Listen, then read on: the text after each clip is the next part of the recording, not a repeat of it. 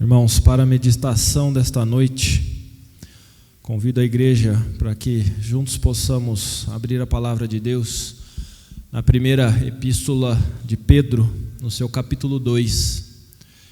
Primeira de Pedro, capítulo 2, onde faremos a leitura do verso 1 ao verso de número 17.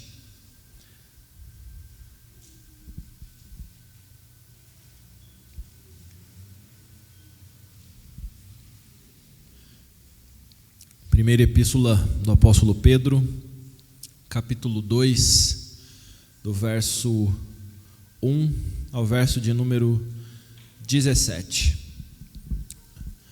Eu estarei lendo e peço que a igreja acompanhe. Diz assim a palavra de Deus, 1 Pedro, capítulo 2, a partir do verso 1 até o 17. Despojando-vos, portanto, de toda maldade e dolo, de hipocrisias e invejas e de toda sorte de maledicências, desejai ardentemente como crianças recém-nascidas o genuíno leite espiritual, para que por ele vos seja dado crescimento para a salvação, se é que já tendes a experiência de que o Senhor é bondoso. Chegando-vos para ele a pedra que vive, rejeitada assim pelos homens, mas para com Deus eleita e preciosa. Também vós mesmos, como pedras que vivem, sois edificados casa espiritual, para serdes sacerdócio santo, a fim de oferecerdes sacrifícios espirituais agradáveis a Deus, por intermédio de Jesus Cristo.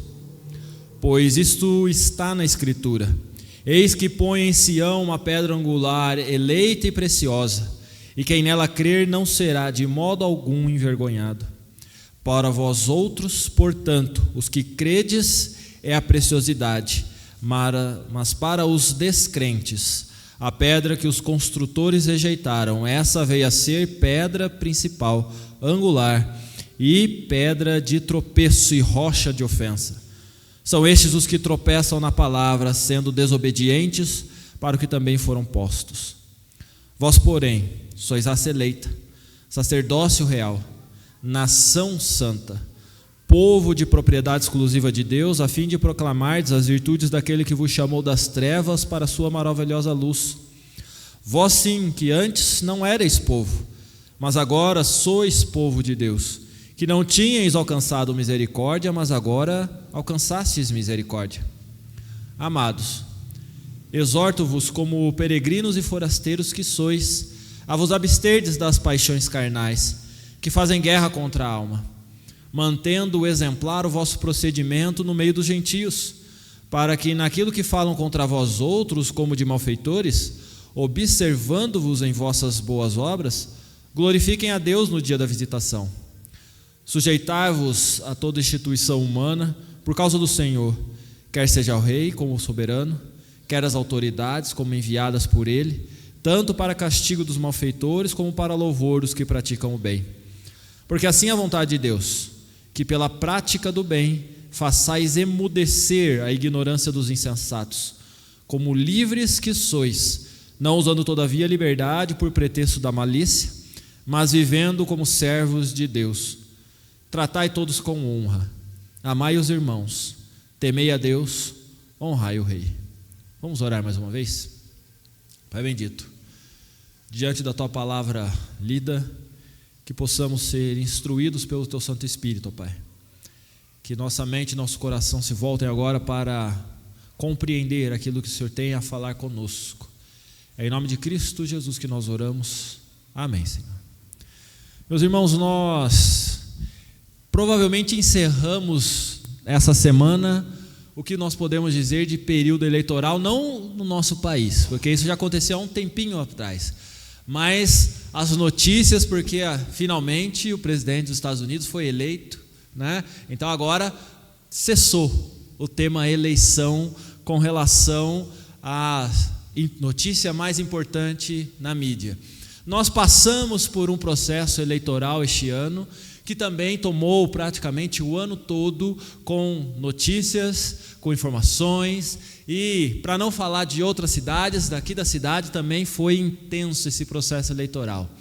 E por que eu estou falando de eleição? Porque se nós olharmos para o texto lido, pelo menos 1, 2, 3, 4 vezes, o texto vai falar sobre eleição. Mas uma eleição diferente da que nós vivenciamos no contexto civil de sociedade. Porque enquanto nós olhamos para a eleição municipal, no nosso caso, ou eleição presidencial nos Estados Unidos, e lá nós vamos pensar, ou aqui mesmo, no processo eleitoral, nós vamos nos deparar com os candidatos, com os seus valores, com os seus princípios, com as suas posturas, com uma estrutura de campanha, com compromissos, com propostas, com tudo isso acontecendo, para que ao final eles sejam eleitos ou não, numa escolha que nós povo, depositamos. Quando nós falamos da eleição tratada no texto, nós vamos tratar de um outro processo de eleição. E o tema que eu gostaria de desenvolver com os irmãos é exatamente a eleição que mais importa para nós, que é a eleição como povo de Deus. A eleição que nos faz ser povo de Deus. Essa é a eleição que mais nos importa. E nós vamos ver ao longo do texto por que ela mais nos importa. Não que as que nós passamos agora sejam menos importantes ou desprezíveis, mas quando nós olhamos para a nossa eleição, nós vamos entender qual que é o nosso papel nessa sociedade e qual que é o nosso papel quando participamos dos processos eleitorais que temos na nossa sociedade. Para isso, nós vamos olhar para o texto e nós vamos ver no verso 1 ao verso 8 o parâmetro de eleição. Quando nós vemos e normalmente tratamos o verso de número 9, muito conhecido, vós sois raça eleita, mas é primeiro necessário nós olharmos para o que vem antes disso, porque veja que ele começa com vós, porém, ou seja, um antagonismo, uma diferença. Se vocês, porém, são para esse lado, existe algo do outro lado. Então o que nos diz o verso de 1 a 8? Ele diz aquilo que nós devemos ser, nos apresentar como eleitos, despojando-vos, tirando toda a roupa suja, de toda maldade, dolo, de hipocrisia, inveja, de toda sorte de maledicências, desejar ardentemente como crianças recém-nascidas o genuíno leite espiritual. Veja que ele começa a falar desse antagonismo, colocando o que nós devemos fazer. A nossa primeira postura não é fazer uma proposta, não é estabelecermos uma linha de defesa de ideias, de atitudes, do que nós podemos ou devemos fazer para conquistar a apreciação, ou conquistar a atenção, ou conquistar até mesmo a intenção de alguém, nesse caso de Deus. Veja que a proposta é que você se desvista, se despoje de tudo aquilo que tem de ruim, de toda maldade, todo dolo, toda hipocrisia, tudo aquilo que não é genuinamente, sinceramente, o seu coração. Tudo aquilo que é falso deve ser abandonado. Tudo aquilo que é ruim, tudo aquilo que é contrário ao que nós imaginamos de Deus, deve ser abandonado. É nesta disposição que nós devemos nos encontrar, eleitos, portanto, à semelhança de Cristo, que abandona uma vida antiga. Não porque Cristo deveria abandonar uma vida antiga de pecado, mas porque Ele abandonou a vida de ser Deus, para que nós pudéssemos ter vida. E é exatamente esse ponto que ele vai colocar, porque veja que do verso 4 ele vai dizer: chegando-vos para ele, a pedra que vive, rejeitada assim pelos homens, mas para com Deus eleita e preciosa. Perceba que ele vai agora discorrer sobre esta pedra, sobre Jesus Cristo, sobre a base, o fundamento da eleição. E veja que quem foi eleito primeiro para a obra de Deus? O próprio Cristo. O próprio Cristo foi eleito, a pedra eleita, escolhida, rejeitada pelos homens, mas de grande importância para a obra de Deus. chegando-vos para ele a pedra que vive, rejeitada pelos homens, mas eleita e preciosa para Deus. Também vós mesmos, portanto, da mesma forma que esta pedra foi eleita, o que você deve fazer? Vós mesmos, como pedras que vivem, sois edificados casa espiritual, para serdes sacerdócio santo, a fim de oferecer sacrifícios espirituais agradáveis a Deus por intermédio de Jesus Cristo. Perceba, a viúva pobre depositou tudo que tinha, e agora o que Deus pede? Não que você deposite tudo que você tem apenas, de bem, mas que você se sacrifique, se apresente como sacrifício, se sacrifique.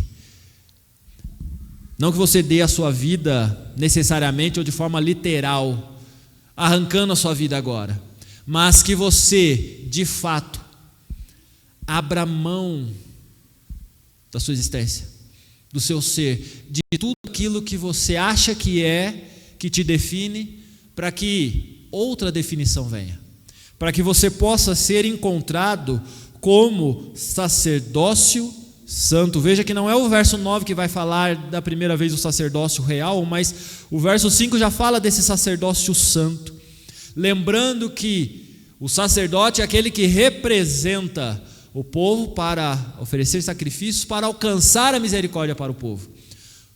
Mas esse sacerdote santo, esse sumo sacerdote, ele tinha que estar puro.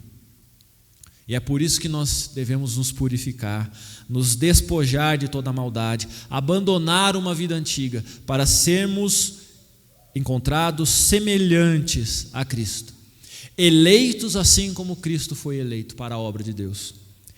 Pois é por meio de Cristo Jesus, final do verso 5, por intermédio de Jesus Cristo, que esta obra se dá. Pois está escrito: eis que põe em Sião a pedra angular, eleita e preciosa, de novo, eleita. E quem nela crer não será de modo algum envergonhado. Para vós outros, portanto, os que credes, é preciosidade. Mas para os descrentes, a pedra que os construtores rejeitaram, essa, diz o verso 8, pedra de tropeço e rocha de ofensa. São esses os que tropeçam na palavra, sendo desobedientes para o que também foram postos, foram eleitos. Perceba que a eleição é o tema aqui. Nós fomos eleitos à semelhança de Cristo para a glória, a graça. Mas também há aqueles que foram escolhidos, postos, eleitos para desonra, vasos de desonra. Veja que não depende de nós, não depende dos outros, não depende da vontade humana o ser eleito ou não. Se aqui, no convívio social, no arranjo da sociedade, da polis, nós vamos ter candidatos e eleitores, e cada um numa dinâmica de fazer propostas, se anunciar, a concordar ou não, de negociar e de até mesmo sensibilizar o outro. Quando nós tratamos com Deus, não existe nada que o ser humano possa fazer, porque tudo já está eleito, escolhido, estabelecido, posto por Ele. Ele escolheu, Ele determinou Jesus Cristo como Salvador. Ele determinou os que creriam, e Ele também determinou aqueles que não creriam. Ele elegeu, cada um com o propósito que Ele tem. A eleição, a semelhança de Cristo, nos faz nos despojarmos, nos entregarmos como sacrifício vivo a Deus. Porque, aí vem então o antagonismo do verso 9. Vós, porém, não são a pedra de tropeço, tampouco a rocha de ofensa. Vocês não são os desobedientes, tampouco aqueles que foram postos para negarem a Cristo. Vocês são raça eleita, sacerdócio real, nação santa, povo de propriedade exclusiva de Deus, a fim de proclamar as virtudes daquele que vos chamou das trevas para a sua maravilhosa luz. Vós, porém, que antes não erais povo, mas agora sois povo de Deus, que não tinhais alcançado misericórdia, mas agora alcançastes misericórdia. E veja que ele fala então, da mesma forma que João, ou melhor, de uma forma diferente, mas na essência a mesma coisa, ele vai falar, olha, todos os que crerem serão chamados filhos de Deus. Não é mais uma questão de sangue, não é mais uma questão de raça, de etnia, de território, não é mais como você se identifica, não é mais alguém falar que você é ou não povo de Deus. A partir de Cristo, ou por meio de Cristo Jesus, todos que crerem serão chamados filhos de Deus. Mas isso não vem de vós, é dom de Deus, é a graça. Como diz Pedro e não Paulo, vós sois eleitos, vós sois raça eleita, sacerdócio real, nação santa. E de forma até redundante, o que ele está falando aqui é reafirmar que estas pessoas, com essas características, elas são separadas por Deus. É Deus quem escolhe, é Deus quem atribui o sacerdócio, é Deus quem separa, é Deus quem nos escolhe, nos elege como povo dele. Contudo, nós não somos eleitos povo de Deus para ficarmos apenas nos vangloriando como povo de Deus. Veja que de modo automático ele já vem com a consequência disso, com a finalidade, a fim de proclamar as virtudes daquele que vos chamou das trevas para a sua maravilhosa luz. Vós sim, que antes não erais povo, mas agora sois povo de Deus, que não tinhas alcançado misericórdia, mas agora alcançastes misericórdia. Portanto, vocês que não eram povo, não eram tidos como povo de Deus, mas eram escolhidos, eleitos de Deus, agora, por meio da obra de Cristo, o que vocês devem fazer?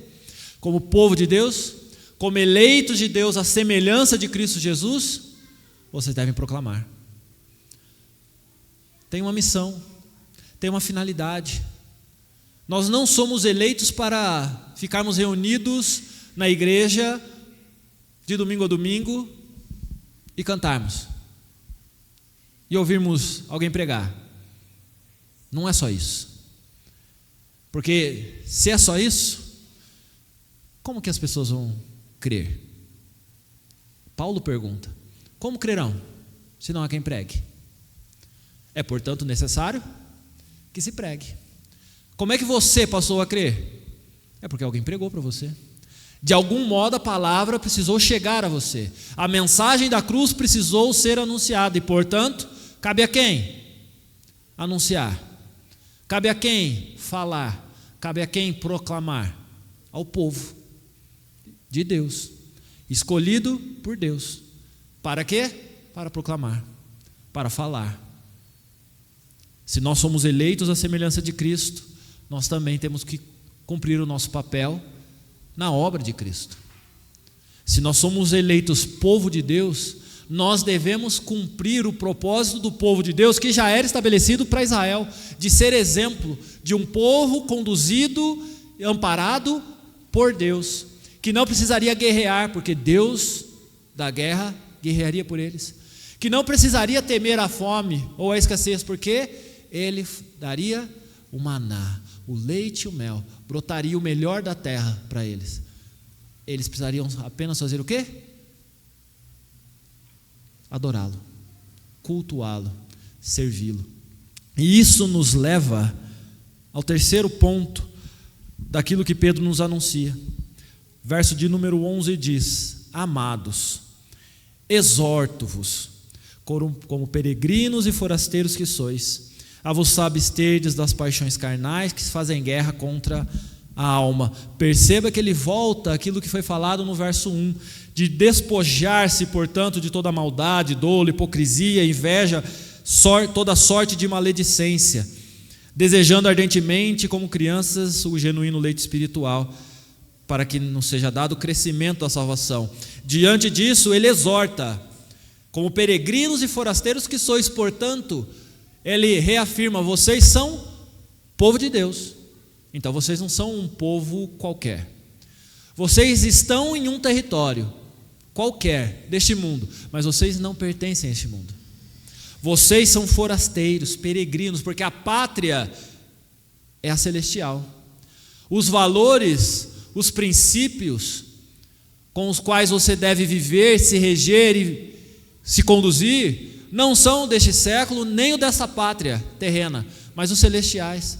Vocês são raça eleita, povo de Deus, separados, a fim de vos absterdes das paixões carnais que fazem guerra contra a alma, mantendo exemplar o vosso procedimento no meio dos gentios, para que naquilo que falam contra vós, como de malfeitores, observando-os em vossas boas obras, glorifiquem a Deus no dia da visitação. Veja que o proclamar, ele vem com um exemplo. Não é apenas nós falarmos, mas nós precisamos viver. A nossa prática de vida deve ser tal que a nossa vida exemplifica aquilo que nós falamos. Não é uma questão de simplesmente falar. Faça o que eu digo, mas não faça o que eu faço. Você deve fazer o que eu digo, porque é isso que eu faço. Nossos valores não são deste mundo. Nós somos forasteiros. O nosso exemplo deve ser exemplar, de forma redundante, de propósito que eu estou falando isso. O vosso procedimento no meio dos gentios deve ser de tal modo que mesmo que eles olhem para vocês e vos maltratem, vos odeiem, no dia da visitação, no dia da glória do Senhor, o que vai acontecer? Glorificarão a Deus pelas suas obras. Porque aí sim eles vão reconhecer que eles estão condenados eternamente e que este povo era diferente porque representava Deus. Nós devemos servir ao Senhor não só com a nossa fala, proclamando, mas com a nossa vida. Veja que o verso 13 diz: sujeitai-vos a toda instituição humana por causa do Senhor, quer seja ao rei como soberano, quer às autoridades como enviadas por ele, tanto para castigo dos malfeitores como para louvor dos que praticam o bem. Parece um negócio que não está casando. Porque o que ele tem que falar agora de autoridades? Ele está falando de nós nos despirmos, ele está falando da obra de Cristo, ele está falando da eleição desse povo, de como esse povo eleito deve se portar, deve falar e deve ser exemplar no seu convívio, representando a pátria celeste. E aí de repente ele vem e fala: sujeitavos a toda instituição humana por causa do Senhor. Sabe por quê? Porque uma das formas de nós expressarmos que nós somos de Deus é que nós respeitamos as autoridades. E por isso que eu comecei falando de eleição, porque é um momento que nós escolhemos, dentre tantas autoridades, nós escolhemos umas das autoridades civis. E dentro do processo democrático que permite que nós passemos então por um processo eleitoral onde pessoas, qualquer um pode se candidatar e qualquer um pode ser eleito, e então nós também podemos votar. Perceba que com esta dinâmica, o que nos cabe uma vez que chegamos ao final do processo? Tão somente nos submetermos à autoridade. E por que isso? Porque como é que as pessoas vão aprender a se submeter à autoridade máxima do Senhor? Como é que as pessoas vão entender que elas precisam se submeter ao Deus Todo-Poderoso? Como é que as pessoas vão entender que elas precisam se submeter à autoridade máxima do Senhor, Jesus Cristo, se não for pelo nosso exemplo de submissão às autoridades aqui na terra? É por isso que ele fala da submissão às autoridades. Ele nos dá um exemplo de como nós, vivendo aqui, peregrinos e forasteiros que somos, nos abstemos das paixões carnais que fazem guerra, mas mantemos exemplar o nosso procedimento no meio dos gentios. Nós não estamos aqui para causar guerra. Nós não estamos aqui para causar conflitos. Nós não estamos aqui para fazer nada diferente daquilo que Deus nos mandou, que é o quê?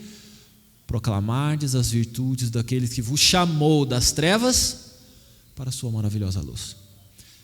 Nós não temos outra missão a não ser manter exemplar o nosso procedimento. E veja que isso acontece desde que a terra é terra. Porque nós vamos ter José vendido como escravo e fez o quê? Que ele não podia escolher o seu soberano, o seu senhor, mas se submeteu à autoridade. Isso para ficar só em um exemplo. Quantos tantos outros exemplos nós temos de submissão às autoridades? O próprio apóstolo Paulo, ou o próprio Jesus Cristo, quando vai tratar de imposto questionado, ele fala: dai a César o que é de César e a Deus o que é de Deus. Ou seja, você não está aqui para negociar com a autoridade, você faz, porque você é passageiro aqui, você é forasteiro. Sua pátria não é essa. Não se apegue a bens materiais, não se apegue a nada que essa vida possa te dar, porque você não pertence a ela. Verso 15: porque assim é a vontade de Deus, que pela prática do bem façais emudecer a ignorância dos insensatos. E agora ele dá um sentido lógico. Perceba que, como livres que sois, não usando todavia a liberdade por pretexto da malícia, mas vivendo como servos de Deus, tratai todos com honra, amai os irmãos, temei a Deus, honrai ao rei. Ou seja, você é livre, Deus te libertou da escravidão do pecado, mas sabe o que você faz agora com essa liberdade que você tem? Você não toca o terror, você não faz libertinagem, você se submete à autoridade de Deus, você se sujeita a Deus. E você, para mostrar como é se sujeitar a Deus, como é se sujeitar à autoridade que ninguém vê ou toca, você vai se submeter às autoridades, para que, por meio do seu exemplo, as pessoas entendam que é possível viver sobre a autoridade de Deus, que é possível viver sobre a dependência de Deus, que é possível nós proclamarmos as virtudes daquele que nos chamou das trevas para a maravilhosa luz. Não porque nós somos obrigados a isso, mas porque, uma vez eleitos, o que acontece? Nós reconhecemos a nossa missão. Portanto, quando eu começo falando sobre eleição, eu olho para o texto e olho para Pedro e vejo que ele fala da eleição de Cristo, porque nós somos eleitos à semelhança dele para a obra que Deus nos dá, assim como Deus deu a Cristo. Nós somos eleitos povo de Deus, porque nós devemos representar aqui na terra os princípios e valores de Deus. E nós somos eleitos para servir ao Senhor, servindo as autoridades aqui na terra, para que eles possam reconhecer como que é servir ao Senhor. A eleição ela é totalmente diferente do que nós olhamos no contexto normal. A eleição de Deus é para que nós possamos servir, abrir mão do nosso ser para agradar ao Senhor. Que nós possamos, nessa disposição, continuar nos santificando ao Senhor. Porque, como diz o verso de número 9, emblemático em todo esse e centralizado em toda a nossa meditação, nós somos raça eleita, sacerdócio real, nação santa, povo de propriedade exclusiva de Deus, a fim de proclamardes as virtudes daquele que nos chamou das trevas para a sua maravilhosa luz. Vamos orar mais uma vez? Pai bendito, te agradecemos, Senhor Deus, porque é o Senhor quem nos purifica, é o Senhor que nos limpa, é o Senhor que nos escolhe, que nos elege, ó Senhor Deus, para sermos chamados, reconhecidos, povo de Deus. Obrigado, ó Pai, porque é a Tua graça, é a Tua misericórdia, porque não há nada em nós, ó Senhor Deus, que possa nos colocar nesta condição, mas é o Teu amor, ó Pai, é a Tua vontade que nos eleva nesta condição. Que possamos, ó Senhor Deus, diante deste reconhecimento, te servir, assim como Cristo serviu. Que nós possamos abrir mão de nós mesmos, ó Pai, e assim como Cristo se sacrificou por nós, nós possamos, ó Senhor Deus, nos sacrificarmos pela obra do Senhor. Que possamos, ó Senhor Deus, reconhecer nossa passagem nessa terra e que possamos, diante do reconhecimento da nossa pátria celestial, anunciarmos os princípios e valores do Teu reino, Pai. Que possamos nos submeter às autoridades como se estivéssemos nos submetendo ao Senhor, autoridade máxima sobre todo o universo. E que possamos, ó Senhor Deus, por meio disto, não só glorificá-lo, mas dar exemplo de vida digna diante do Senhor, ó Pai. Que não dependemos de nada terreno, mas tão somente do Senhor. É em nome de Cristo Jesus que nós oramos. Amém.